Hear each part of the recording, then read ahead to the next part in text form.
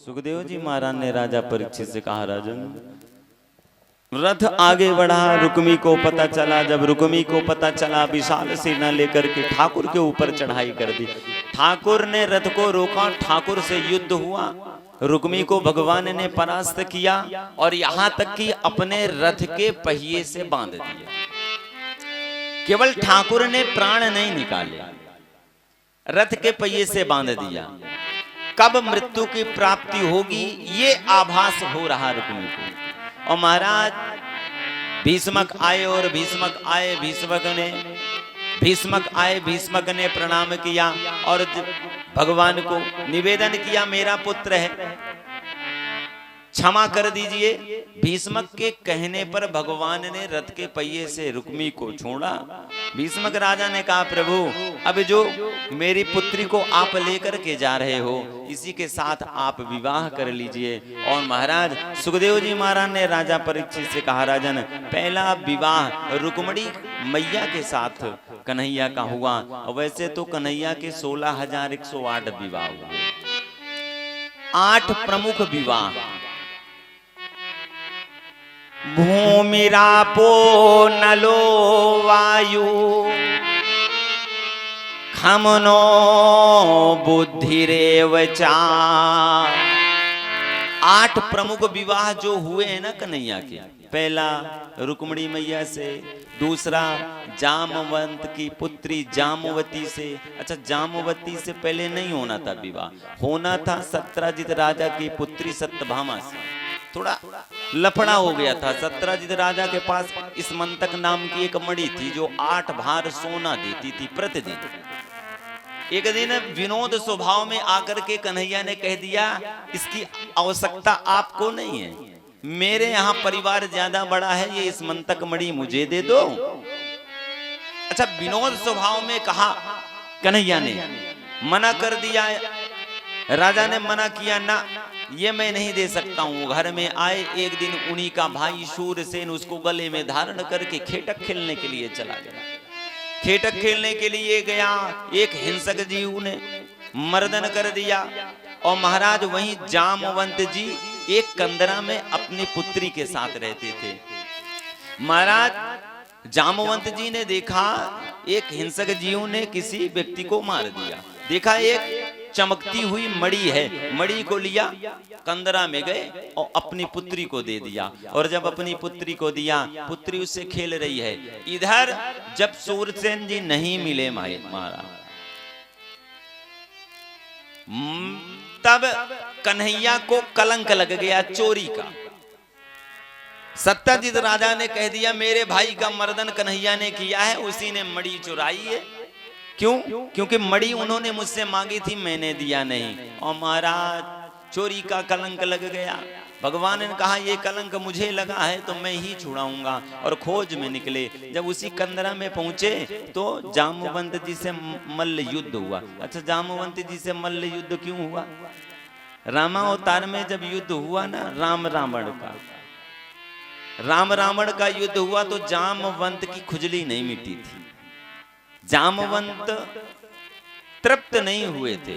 तो भगवान से जब विजय प्राप्त कर लिया भगवान ने रावण के ऊपर, तो जामवंत ने निवेदन किया, प्रभु अभी मेरी बाजुओं की खुजली, अभी कोई मुझे ऐसा योद्धा नहीं मिला है जिससे मुझे लगा हो कि हाँ मैंने युद्ध किया। भगवान ने कहा, चिंता न करो, द्वापर में जब कन्हैया बन करके आऊंगा ना तो फिर ऐसी खुजली मिटाऊंगा कि नसें ढीली कर दूंगा। और भगवान यहाँ आज मल्ल युद्ध हुआ और महाराज भगवान ने ऐसे पटका समझ में आ गया जामवंत जी को, ये वही परमात्मा है मेरी मनोकामना की पूर्ति के लिए। अच्छा, भगवान अपने भक्त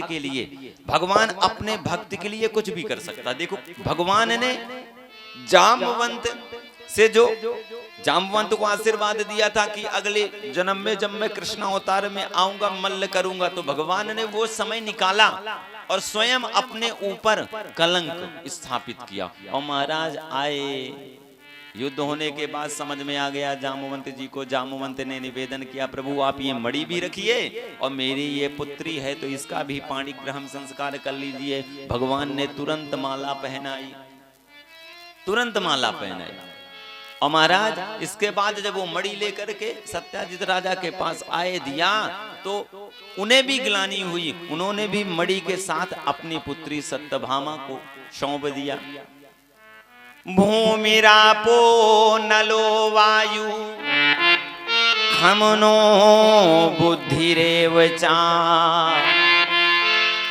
महाराज सुखदेव जी महाराज ने कहा राजा परीक्षित से, राजन इसके बाद विंद और अरविंद नाम के राजा की पुत्री मित्रविंदा से भगवान का विवाह हुआ। भगवान का विवाह शूर की पुत्री कालिंद्री के साथ हुआ। भगवान का विवाह नग्न जिति के साथ हुआ। भगवान का विवाह लक्ष्मणा के साथ हुआ। महाराज जो 8 प्रकार के विवाह भगवान के हुए ना, वो कोई ये सांसारिक लोग नहीं है। सुखदेव जी महाराज ने राजा परीक्षित से कहा, राजन ये सृष्टि को चलाने वाली जो 8 प्रकार की प्रकृतियां हैं, जब ये सृष्टि का निर्माण किया ठाकुर ने तो 8 प्रकार की प्रकृतियां बनाई। भूमि रापो नलो वायु खमनो बुद्धिरेव चा। ये जो 5 तत्व है, ये 5 प्रकार की प्रकृतियां जो सहायक क्रिया है इस सृष्टि को चलाने वाली, मन बुद्धि और चित्त,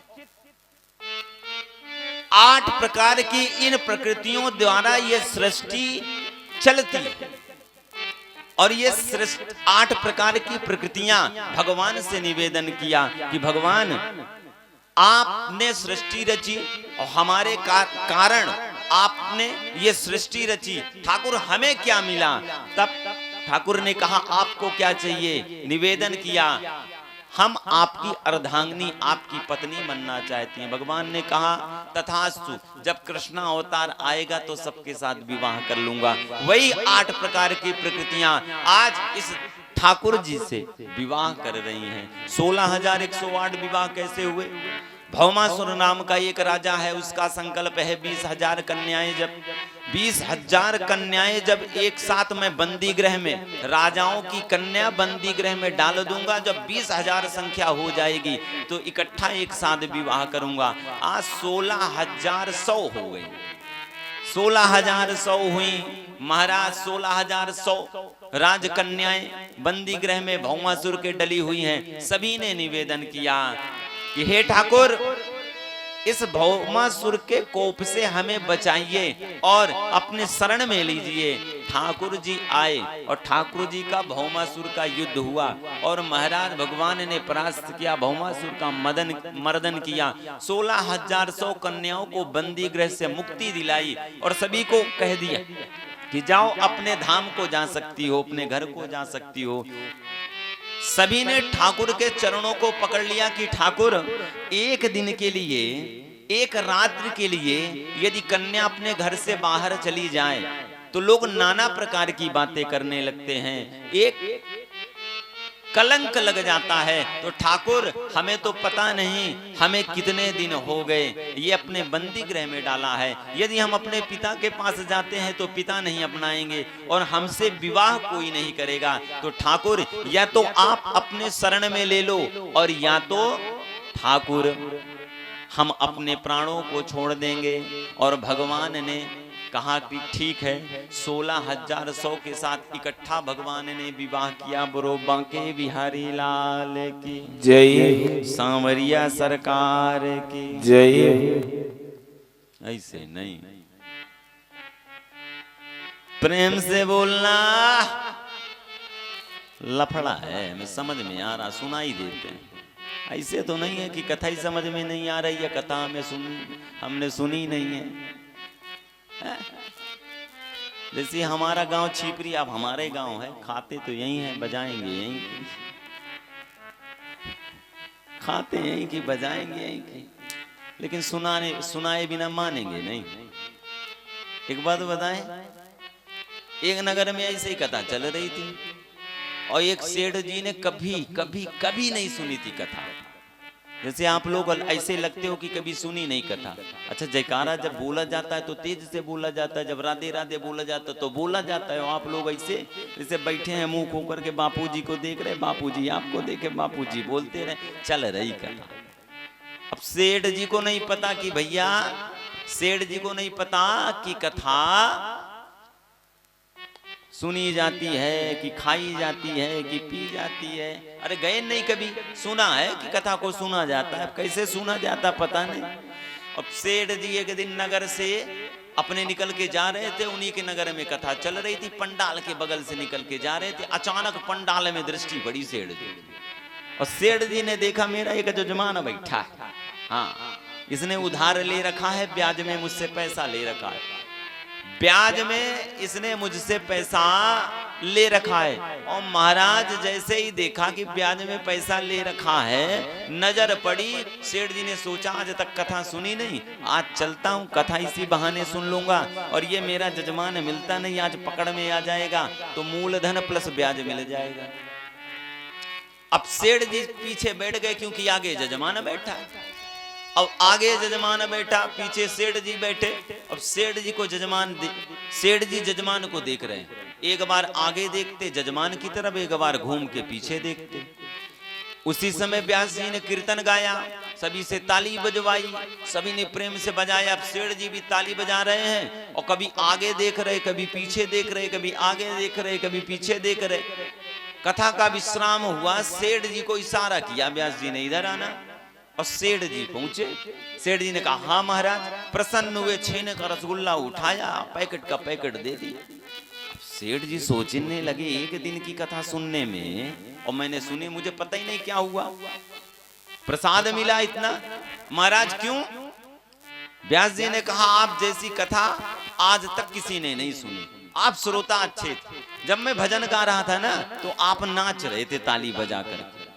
सेठ जी ने कहा व्यास जी आपको पता नहीं, मुझे तो पता ही नहीं कथा आपने क्या सुनाई क्या नहीं सुनाई, आप कह रहे थे ताली बजाओ, हमने बजाई, और हम आपकी कथा में प्रसन्न नहीं थे, हम तो एक बार आगे इसलिए देखते थे कि मेरा जजमान आगे बैठा था, आग फंस गया, आज मेरा मूलधन प्लस ब्याज मिल जाएगा। और दूसरा महाराज आज ही मैं मार्केट गया था, जूता खरीद के लाया हूं नया नया, और आपकी कथा में बैठा जूता बाहर उतारना पड़ा, तो एक बार अपने जूता को देखता था, एक बार अपने जजमान को। महाराज कथा तो व्यथा भई और मनवा भया दूता, और मन मेरा वहां जहां मेरा जूता। तो सेठ जी की तरह नहीं करना है, प्रेम से बोलना, प्रेम से बोलना। अब मैया समझ गए, 16,108 विवाह हुए। और एक बात बताऊं मैं आपको,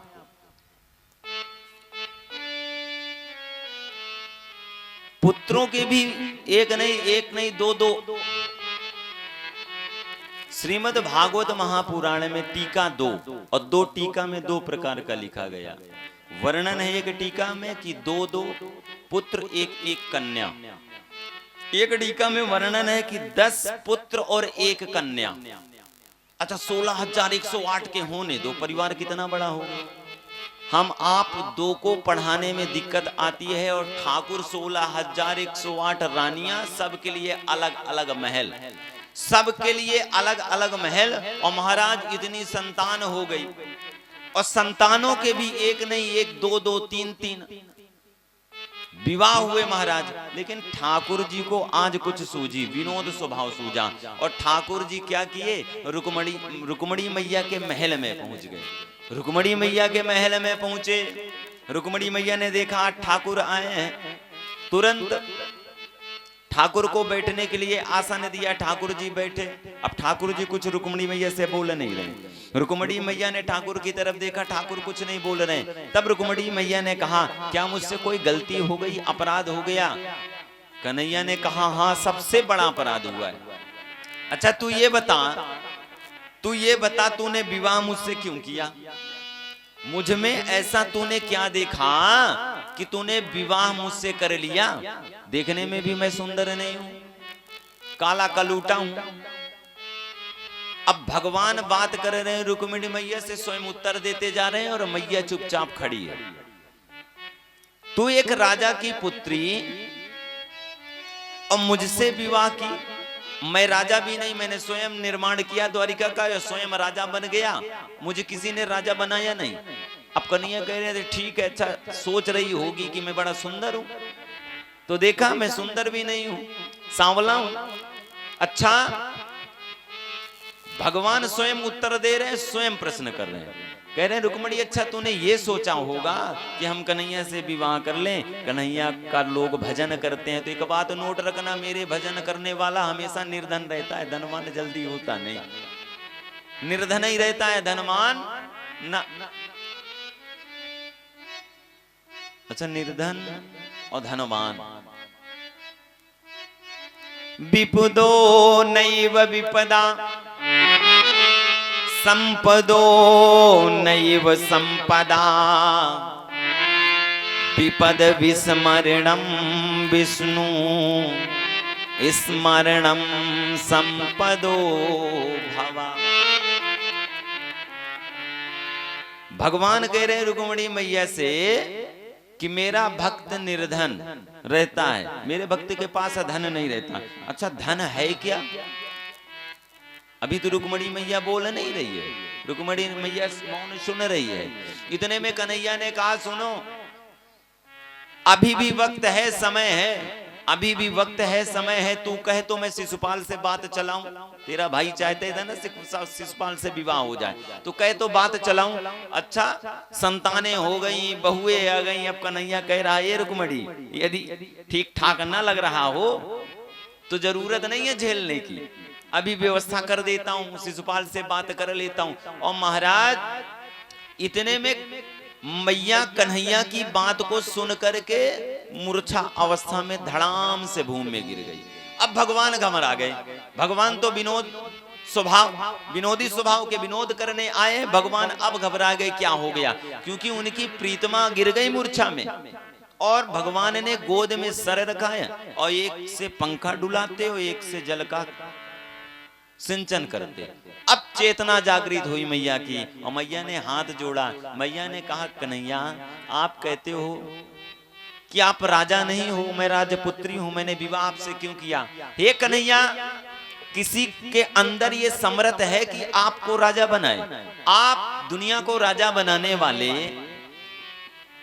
आप दुनिया को राजा बनाने किसी के अंदर वो क्षमता है कि आपको बनाए? और कन्हैया आप कहते हो, कन्हैया आप कहते हो कि आप सांवले हो, इस सांवले रूप पे तो दुनिया लट्टू है कन्हैया, कहीं गोरे हो जाते तो फिर बवाल हो जाता।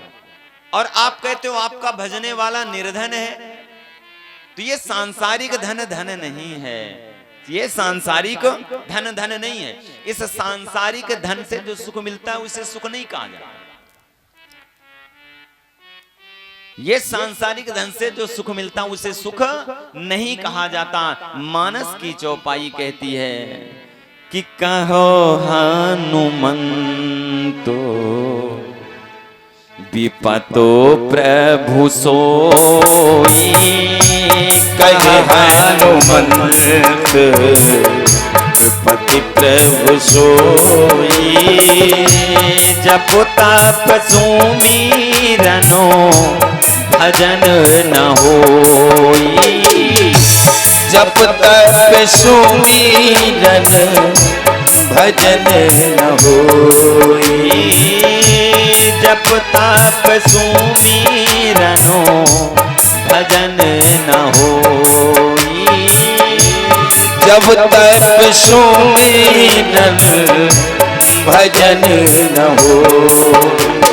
मैया कहती है आपके भक्त के पास धन नहीं रहता, उस धन से जो सुख मिलता है ना, यदि किसी के पास सांसारिक धन है और उस धन से उसे सुख मिल रहा है, वो सुख नहीं है। आपके भक्त निर्धन है लेकिन भजन रूपी धन है, उससे बड़ा सुख इस संसार में कुछ नहीं। विपत्ति क्या है? हनुमान जी महाराज कह रहे हैं विपत्ति क्या है? भगवान के नाम का सुमिरन ना होना विपत्ति। और संपत्ति क्या है? भगवान के नाम का गुणानुवाद निरंतर चलते रहना, अर्थात भगवान की भक्ति बनी रहना, ये सबसे बड़ी संपत्ति। हो कहे हनुमंतु विपत प्रभु सोई, कहे हनुमंत विपति प्रभु सोई, जप तप सुमिरनो भजन न होई। जब तप सुमिरन भजन न होई, जप तप सुमिरनो भजन न होई। जब तप सुमिरन भजन न होई। हकीकत में कबीरा सब जग निर्धना, धनवंता ना कोय, ओ धनवंता सोई जानिए, जाके राम नाम धन हो। हकीकत में भगवान के नाम का धन आपके पास है तो प्यारे इस संसार में आपका कोई कुछ बिगाड़ नहीं सकता। आपके पास जिस दिन से भगवान के नाम का धन चला जाएगा, सांसारिक धन आ जाएगा, तो आप इस माया रूपी प्रपंच में पुनरप जन्मम पुनरप मरणम पुनरप जठरी जैन जननी सैनम, महाराज आपका आवागमन इस माया में लगा रहेगा। और जिस दिन ठाकुर के नाम का धन मिल गया, रुक्मणी मैया ने कहा ठाकुर आपका धन जिसके पास है वो निर्धन कहाँ, लेकिन ठाकुर एक बात नोट रखना, जो अगली बात आपने कही कि आप मुझे छोड़ने के लिए शिशुपाल से विवाह कर लूं, ठाकुर मैंने पत्रिका में पहले लिख दिया था, जो सिंह को मिलने वाली वस्तु यदि सिंह को मिलने वाली वस्तु सियार को मिले शोभनीय नहीं है। और मैंने आपसे दिल से प्रेम किया ठाकुर मैंने आपसे प्रेम दिल से किया, और मैंने कह दिया था जिस दिन आप मुझे छोड़ दोगे उस दिन मेरा ये जीवन नहीं रहेगा। भगवान ने कहा हे रुक्मणी मैं तो विनोद करने के लिए आया था। सुखदेव जी महाराज ने राजा परीक्षित से कहा राजन, इसके बाद एक पौंड्रक नाम का राजा हुआ, और वो राजा ऐसा स्वयं को वसुदेव कृष्ण कहता था। महाराज 2 डुप्लीकेट हाथ लगवा लिए, और जिससे देखो कहता था कि मैं वसुदेव श्री कृष्ण पौंड्रक हूं, और महाराज अपने पूरे राज्य में किसी को भगवान का भजन नहीं करने देता था, कन्हैया का भजन नहीं करने देता था। सुखदेव जी महाराज ने राजा परीक्षित से कहा राजन ऐसे आताताई हो जाते हैं, देखो अपने नगर में भी कहीं हो जाते ना आताताई तो सब जगह। पहले थोड़े से दिखने में रहते थे उन्हें असुर कहा जाता था, आजकल छुपे हुए हैं लेकिन काम वही कर रहे हैं। क्रिया ही बताती है कि आप देवता हो कि राक्षस। अच्छा भगवान के पास न जाओ तो राक्षस हो कि देवता? राक्षस हो।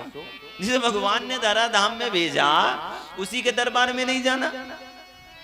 शर्म करना, लोग देख लेंगे, हमें नहीं जाना मंदिर में, ठाकुर की पूजा नहीं करना, हम ज्यादा पूजा कहेंगे तो बगल वाली कहती देख लो भजनानंदी बनी है, देखो तो सुबह 4 बजे से उठती नहाती भगवान का पूजन करती। अरे तो ताना देने वाले लोग रहेंगे वो तो राक्षस हैं, उन्हें तो ताना देना काम है, वो राक्षस हैं। अरे थोड़ा सा देवताओं वाला काम आप तो कर लो। और एक बात बताऊं, जो भजन करने वाला व्यक्ति है, भगवान का दर्शन करके व्यक्ति आ रहा हो, आप उसका दर्शन कर लो, आपको फल मिलता है, मन को शांति मिलती है, मेरी गारंटी है। भगवान का दर्शन करके सुबह, हम तो देख रहे हैं हमारे गांव, हम अपने गांव की विशेषता बता दें कि मंगलवार को 2 व्यक्ति ऐसे हैं हमारे जो जाते हैं, एक नायक जी और एक ठाकुर साहब है महेंद्र साहब। ये 2 व्यक्ति जाते हैं, मनसुख नायक और महेंद्र ठाकुर जी। हर मंगलवार को, ऐसा कोई मंगलवार नहीं होता, हर मंगलवार को जाएंगे, सुंदर कांड का पाठ करेंगे हनुमान जी के समक्ष। ये प्यारे, विपदा टलेगी कहां नहीं। तुम्हारे अंदर कितने भी हम आपको चाहिए कि ठाकुर के पास जाएं तो ठाकुर के पास जाकर के भजन तो करें, नहीं कर सकते ठाकुर का दर्शन तो करें। अच्छा ठाकुर काटते हैं क्या, मारते हैं? हो सकता है कि ठाकुर जब पहुंचते हो तो काट लेते हो ना। ठाकुर और प्रेम करते हैं, आपकी विपदा को दूर करते हैं। विपदा को दूर करने वाला कोई है तो जगत का वो पालनहार दूसरा कोई है नहीं। निवेदन है, मंदिर जाना कभी ना भूलो, भगवान का स्मरण करना कभी ना भूलो, देखो आनंद आ जाएगा। और आज ठाकुर ने अपने भक्त के लिए पौंड्रक का वध किया। और महाराज सुखदेव जी महाराज ने राजा परीक्षित से कहा, राजन कृष्ण सेद सखा कश्चिद ब्रह्मणो ब्रह्मवित्तमा विरक्त इंद्रियार्थे सुप्रशांतात्मा जितेंद्रिया। अब मैं तुम्हें ऐसे भक्त की कथा सुनाने जा रहा हूं जो निर्धन है, जिसके पास धन नहीं है, जिसका नाम सुदामा है, उसके पास धन नहीं है। अच्छा लोग कह देते हैं सुदामा को कि दरिद्र है। अच्छा प्यारे, निर्धन होना क्या दरिद्र का प्रतीक है? अच्छा जिसके पास संपत्ति नहीं है, लक्ष्मी नहीं है, वो गरीब हो सकता है, निर्धन हो सकता है, दरिद्र नहीं। लोग कहते हैं सुदामा, माना सुदामा के पास खाने के लाले पड़ जाते हैं, पत्नी सुशीला है, 4 बच्चे हैं, कभी कभी भिक्षा ना मिलती तो उदर की तृप्ति नहीं होती, भूखे सो जाते। लोग कह देते हैं वो दरिद्र हैं। एक बात बताऊं, संसार में दरिद्र वही है, असंतुष्टो दरिद्रोस्मि, जिसके अंदर संतुष्टि नहीं है, जिसके अंदर ये लालसा है कि पराया धन भी मेरा हो जाए, उससे बड़ा दरिद्र इस संसार में कोई नहीं है। एक बार एक संत जी गंगा जी में सुबह 4 बजे स्नान करने के लिए गए। स्नान किया गंगा जी में, और स्नान करने के बाद जैसे बाहर निकले, एक का सिक्का बाहर पड़ा था, और महाराज उसको उठाया। संत जी विचार करने लगे, मेरे काम का तो है नहीं, क्योंकि मैं संत हूं, मुझे इसकी क्या जरूरत, मुझे तो भगवान के भजन से मतलब। अब इसका क्या करूं? मन में भावना जागृत हुई कि जो दरिद्र व्यक्ति होगा उसको मैं ये दूंगा, जो दरिद्र व्यक्ति होगा उसी को देना है। महाराज मंदिर में गए, बस स्टैंड गए, देखा कहीं दरिद्र नहीं दिखाई दे रहा। अचानक एक मार्ग से जा रहे हैं, एक राजा विशाल सेना लेकर के आ रहा है, और उस राजा का एक सैनिक दौड़ करके आगे आया, निवेदन किया, महाराज मार्ग से हट जाओ, हमारे राजा विशाल सेना लेकर के आ रहे हैं, आप कहीं सैनिकों के बीच में ना फंस जाना और आपको कष्ट हो जाए। संत जी ने पूछ लिया सैनिक से, आपके राजा कहां जा रहे हैं? सैनिक ने कहा, दूसरे राज्य में। क्यों जा रहे हैं? चढ़ाई करने के लिए, युद्ध करने के लिए। क्यों? दूसरे राजा के ऊपर विजय प्राप्त करके उसके राजकोष का धन अपने राजकोष में इकट्ठा करेंगे, लाएंगे, रखेंगे। अब संत जी ने पूछ लिया, क्या आपके राजा के पास धन नहीं है? सैनिक ने कहा, नहीं महाराज, हमारे राजा के पास तो चकाचक है, ढेर सारा धन है, ढेर सारा धन चकाचक है। फिर आप का राजा क्यों जा रहा? और धन अर्जित करने के लिए। विचार आ गया संत के, इससे बड़ा दरिद्र कोई नहीं मिलेगा। जो दूसरे के धन को अपना बनाना चाहे, जो पर वस्तु को अपना समझे, उससे बड़ा पातकी और उससे बड़ा कोई दरिद्र संसार में है नहीं। प्रेम से बोलना। एक बात बताऊं, सुदामा तो ऐसे हैं कि औरन को धन चाहिए बावरी, ब्राह्मण को धन केवल भिक्षा। अच्छा, मांगने का तरीका अलग अलग है ब्राह्मणों का। ब्राह्मण को मांगना नहीं लिखा, भिक्षा लेने का अधिकारी है, किसी से मांगने का अधिकारी नहीं है। जिस दिन ब्राह्मण किसी से मांग लेता है, उस दिन से ब्राह्मण का ब्राह्मणत्व तो नष्ट हो जाता है। ब्राह्मण भिक्षा लेने का अधिकार है ब्राह्मणों को, और सुदामा जी यही करते थे। महाराज केवल 3 घर जाएं या 5 घर जाएं सीमित हैं, उन्हें जाना है और भिक्षाम दे, जो मिल जाए उसी को लेना है। और जिस दिन किसी भी घर से ना मिले तो आते थे, ठाकुर को जल का गिलास, उसमें तुलसी दस डाला और ठाकुर को अर्पण किया प्रसाद और स्वयं पा लिया। विरक्त इंद्रियार्थेषु, जो विरक्त है, जिन्हें मोह माया नहीं है, अहम वीतरागस्य, जिसे कहते हैं वैरागी पुरुष, जिसे मोह माया नहीं, जो मोह माया के प्रलोभन में, ऐसे सुदामा है जो इंद्रियों पे विजय प्राप्त कर रखा है, और जिनका बचपन का मित्र है वो कन्हैया, जिनका बचपन का मित्र है वो कन्हैया। एक दिन जब भूखे बच्चे लेटे थे, सुशीला मैया से रहा नहीं गया। आज रात्रि को शयन के अवस्था में अपने पति की सेवा कर रही सुशीला सुदामा जी की सेवा कर रही, और सुदामा जी से कह रही है, सुदामा प्रीतम मुझसे ये देखा नहीं जा रहा है। सुशीला कह रही, प्रीतम मुझे ये देखा नहीं जा रहा कि मेरे बच्चे मेरे आंखों के सामने भूखे मरे। अच्छा, कोई माँ बाप ऐसा देख पाएगा कि बच्चा भूख के कारण तड़प रहा हो और उसके क्षुधा की तृप्ति पिता ना कर पा रहा हो? अच्छा, वो पिता के अंदर कैसा भाव उत्पन्न हो रहा होगा। सुदामा के पैर को दबा रही है सुशीला और कह रही, मेरी एक बात मानोगे? सुदामा ने कहा, कौन सी बात सुशीला?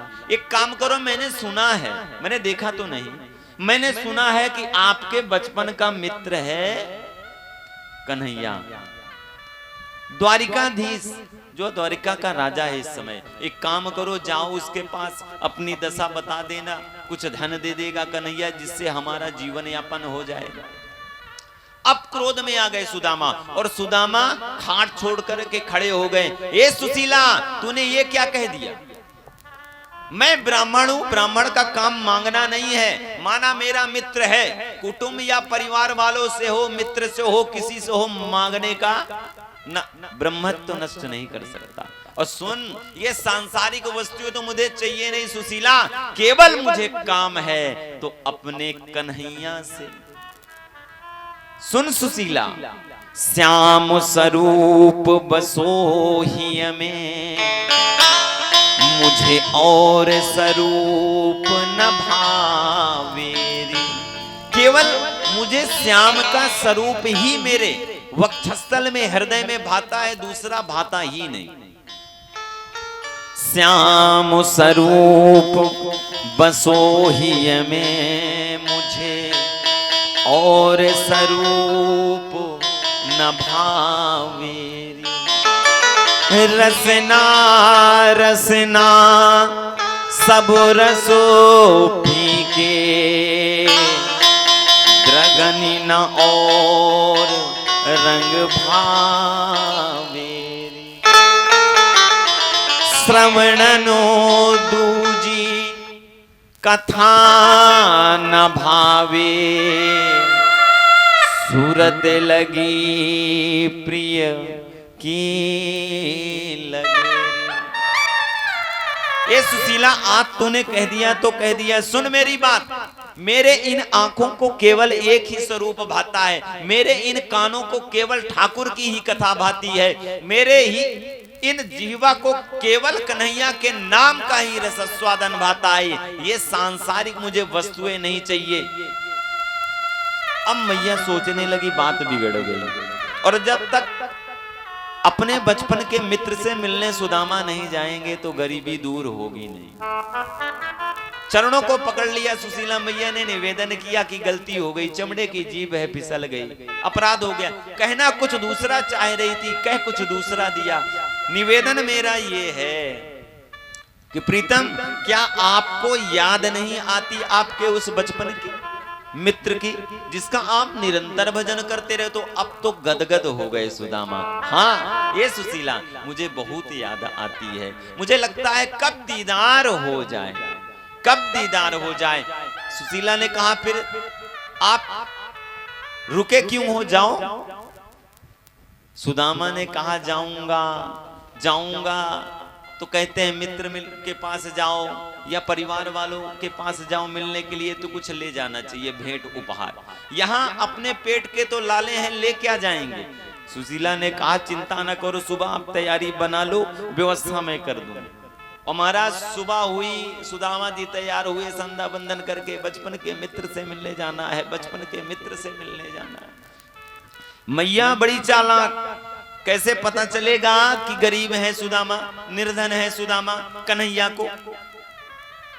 सुदामा जी 3 घर जाते थे और मैया 5 घर में गई। अब 5 घर में गई, 5 घर से मांगा और मांगा महाराज तो 5 प्रकार के अन्न मिले और ऐसे वस्त्र में बांधा जो कई जगह से फटा हुआ पुराना, कि थोड़ा सा गांठ तेज कर दो तो कपड़ा फट जाए, ऐसे में बांधा तंदुल। और महाराज उसको ले जा करके सुदामा जी को दिया और सुदामा जी ने कांख में दवाई, मैं अपने बचपन के मित्र से मिलने जा रहा हूं।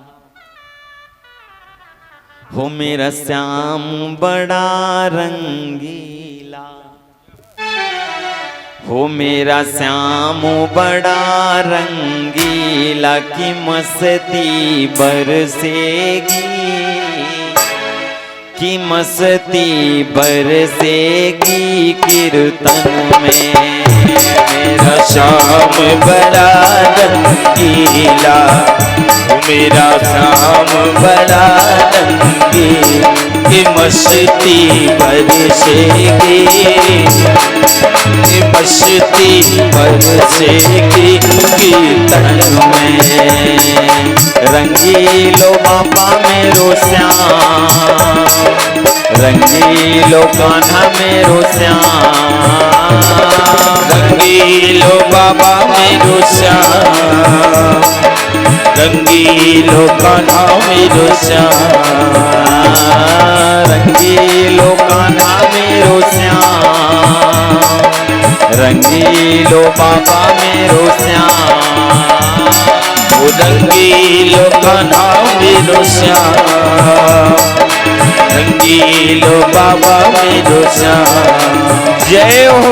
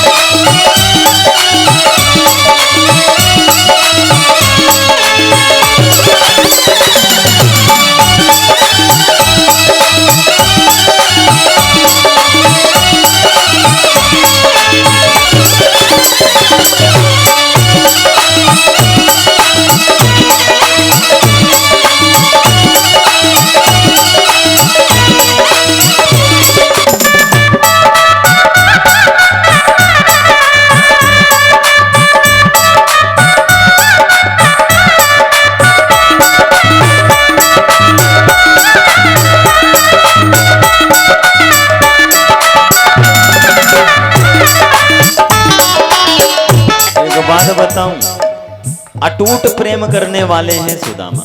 सुदामा बचपन से जब से विद्या अध्ययन करने के बाद गुरुकुल में मिले थे, संदीपनी जी के आश्रम में गुरुकुल में मिले थे। दोनों बचपन के मित्र हैं, अनेक प्रकार की क्रीड़ाएं की।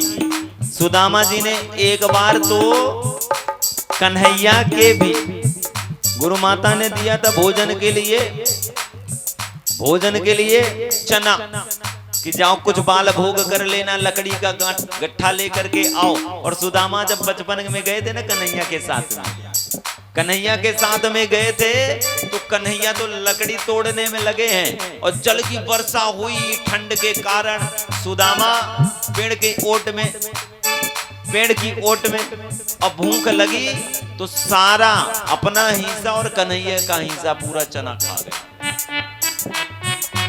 एक बात बताऊं, चना जानबूझ के सुदामा ने खाया है। सुदामा जी नहीं चाहते थे कि मेरा द्वारिकाधीश आगे, मेरा कन्हैया आगे चल के निर्धन हो जाए, मेरा कन्हैया आगे चल के निर्धन हो जाए, क्योंकि वो चने की विशेषता थी, चोरी का धन था, चोरी का धन।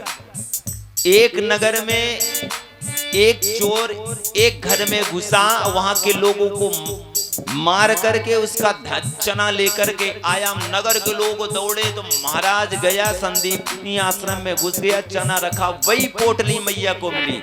आज वही बाल भोग में बना, और उस बूढ़ी मैया ने जिसका धन था उसने श्राप दे दिया था, जो इस चने को खाएगा वो निर्धन हो जाएगा।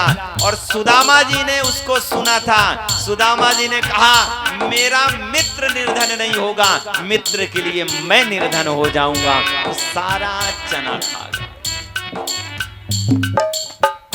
कोई श्याम को रिझा के तो देखे, कोई शाम को रिझा के तो देखे, कोई कान्हा को रिझा के तो देखे, कोई कान्हा को रिझा के तो देखे, कोई श्याम को रिझा के तो देखे, कोई शाम को रिझा के तो देखे, कोई कान्हा को रिझा के तो देखे, कोई कान्हा को रिझा के तो देखे। हो मस्ती बरसेगी कीर्तनों में, रंगीलो बाबा मेरो श्याम, रंगीलो बाबा श्याम, रंगीलो बाबा मेरो श्याम, रंगीलो मेरो श्याम।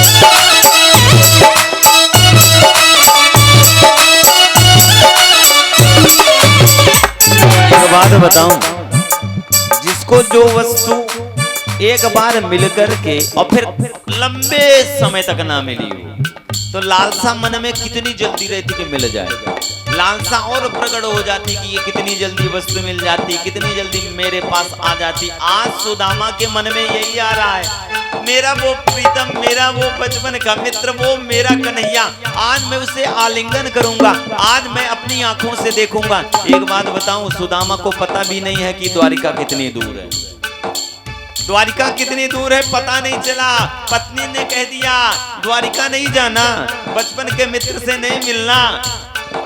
मिलने की लालसा में सुदामा निकल तो गए, और सुदामा को पता नहीं है कि थोड़ी दूर है कि बहुत दूर है कितनी दूर, और सुदामा चलते जा रहे हैं।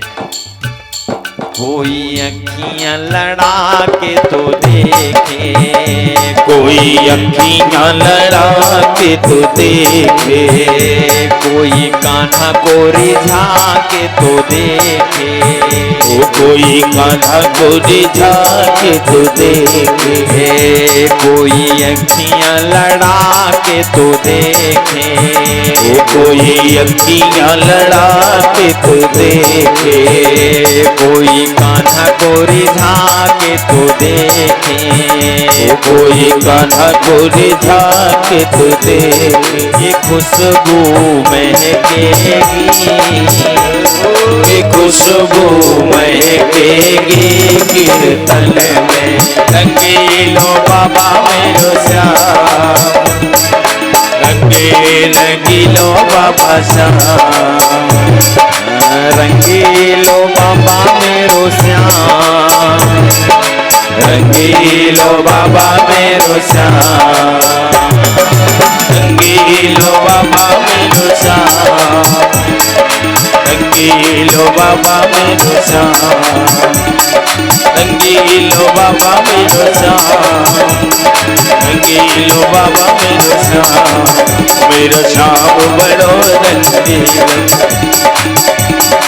वो मेरा बाबा बड़ा रंगीला। मस्ती बरसेगी, मस्ती बरसेगी कीर्तन, मस्ती झलकेगी कीर्तन, मस्ती झलकेगी कीर्तन, मस्ती झलकेगी कीर्तन में।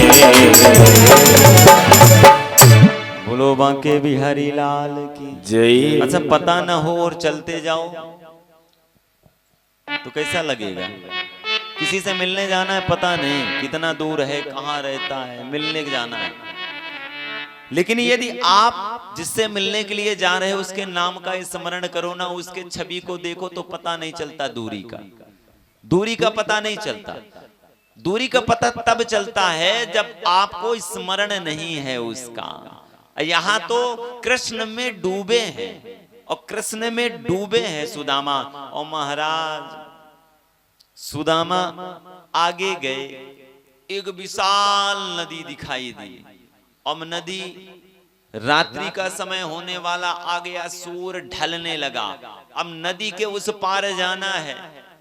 सुदामा जी ने सोचा भैया कोई नाविक है, कोई नौका है जिससे मैं उस पार जा सकूं। भगवान अपने भक्त के लिए, भगवान अपने भक्त के लिए नाविक का वेश धारण किया कन्हैया ने। क्यों?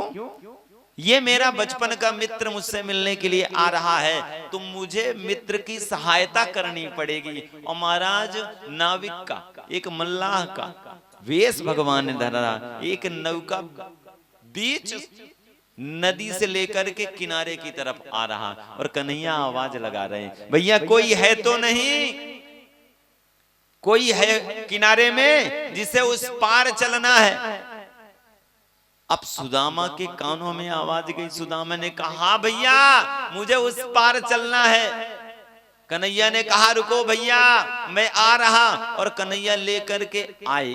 सुदामा को पहले ऊपर से नीचे तक देखा और हंसने लगे।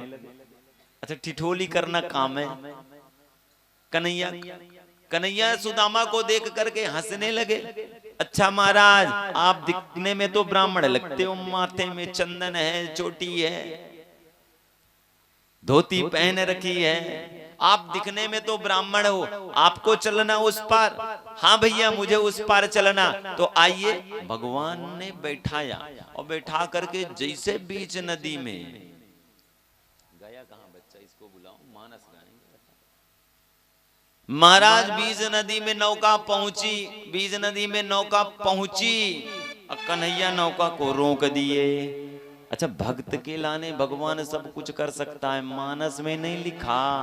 भगवान राम 14 वर्ष में गंगा उस पार जाना है, और साथ में लक्ष्मण जी और मैया सीता है, और एक ही नाविक है। वहां भगवान की लीला देखो।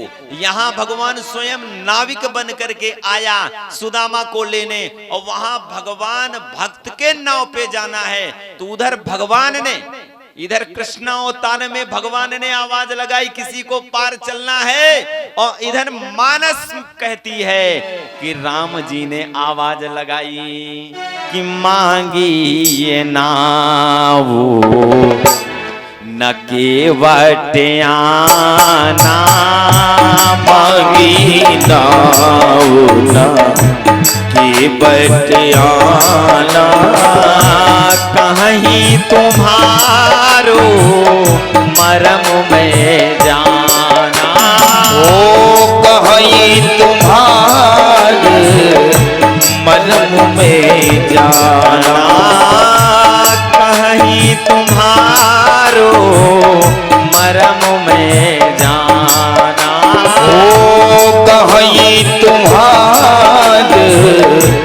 मरम में जा।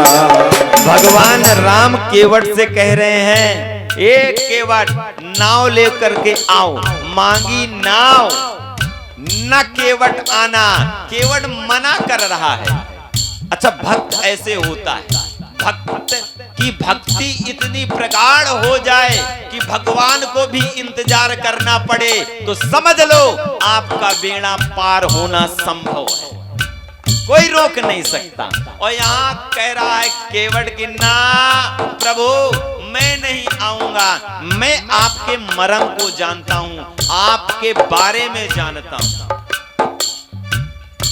अब लखन लाल जी ने देखा राम जी की तरफ कि प्रभु आज तक मैं नहीं जान पाया आपके मरम को, ये प्रभु आज तक मैं नहीं जान पाया आपके मरम को, और ये केवट आपसे एक भी बार नहीं मिला।